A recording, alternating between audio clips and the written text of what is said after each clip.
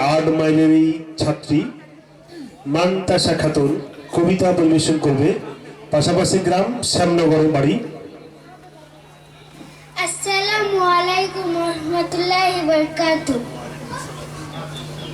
শরৎ কবিগুরু রবীন্দ্রনাথ ঠাকুর। এসেছে শরৎ হিমের পরশ, লেগেছে হাওয়ার পরে, সকাল বেলায় ঘাসের আগা শিশিরে রেখা ধরে, আমলকি বন কাঁপে যেন তার বুক করে দুরু দুরু, পেয়েছে খবর পাতা খসানো সময় হয়েছে শুরু, শিউলির ডালে কুড়ি ভরা টগর ফুলের মেলা, মালতী খোঁজ নিয়ে যায় মৌমাছি দুই বেলা, গগনে গগনে বর্ষানো শেষে মেঘেরা পেয়েছে ছাড়া, ফিরে ভেসে ভেসে নাই কোনো কাজের তারা, দিঘি ভরা জল করে ডল ডল নাই, দিঘি ভরা জল করে ডল ডল, নদীর ধারে কত ফুল নানান রকম। আসসালামু আলাইকুম রহমতুল্লাহি বারাকাতুহু। ধন্যবাদ মান্তাসা খাতুনকে।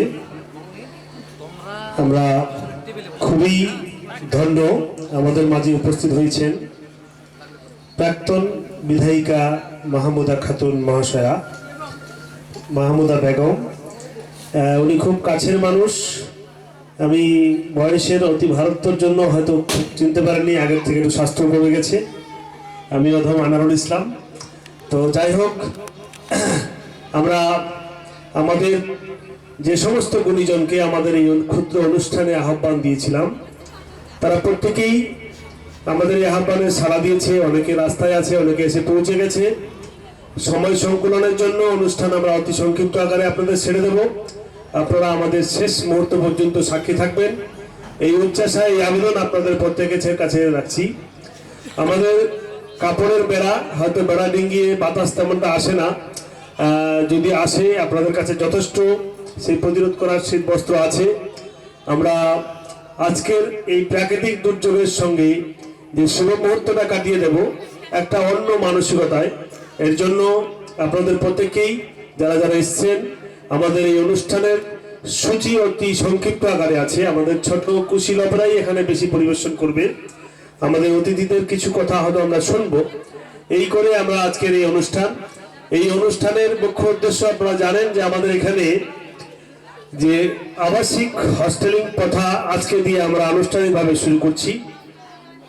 আমাদের তৃতীয়, চতুর্থ এবং পঞ্চম শ্রেণীর এই ছাত্ররা এখানে ভর্তির সুযোগ পাবে।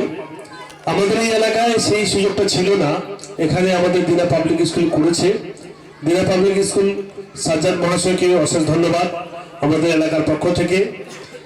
যেভাবে এই আধুনিক মানের ইসলামিক ধাঁচে এবং ছাঁচে আমাদের ছেলেমেয়েরা পবিত্র কোরআন মাজিদকে শিখবে, জানবে, বুঝবে, পাশাপাশি আমাদের ধর্মটাকে আলোকোজ্জ্বল করবে, তারা আমাদের সমাজকে আলোকোজ্জ্বল করবে, তাদের নিজের নিজের যে মুখ